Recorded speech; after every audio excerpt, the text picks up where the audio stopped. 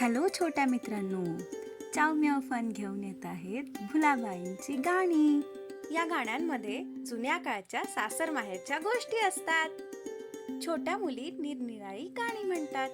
आता आपण या सणाची थोडी माहिती ऐकूया. अश्विन महिन्यात हस्त नक्षत्रात खेळला जाणारा सण हादगा म्हणजेच बोंडला. अश्विन महिना सुरू झाला की चाहूल लागते ती नवरात्राची.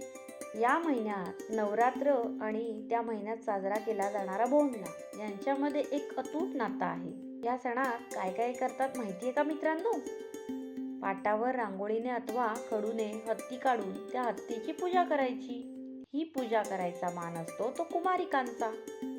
दररोज सायंकाळी पाटावर काढलेल्या हत्तीभोवती फेर धरून छोट्या मुली निरनिराळी गाणी म्हणतात. पश्चिम महाराष्ट्रात अश्विन महिन्यात जशी हादग्याची पूजा केली जाते त्याचप्रमाणे विदर्भ खानदेशात भाद्रपद पौर्णिमेपासून ते अश्विन पौर्णिमेपर्यंत भुलाबाईची पूजा मांडली जाते.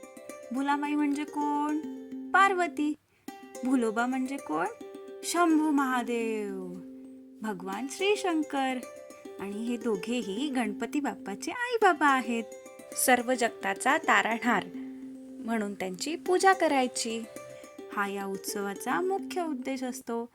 घरातील कोनाडात आरास करून मखरात भुलोबा, भुलाबाई, बाळ यांच्या मातीच्या बाहुल्या मांडतात आणि त्यांची फळाफुलांनी पूजा करतात. कोजागिरी पौर्णिमेला त्यांचे विसर्जन केले जाते. हादग्याच्या गाण्यांप्रमाणेच पोरीबाळे भुलाबाईच्या गाण्यांनी घरदार दणाणून टाकतात. खेळून दमल्यानंतर फराळ केला जातो.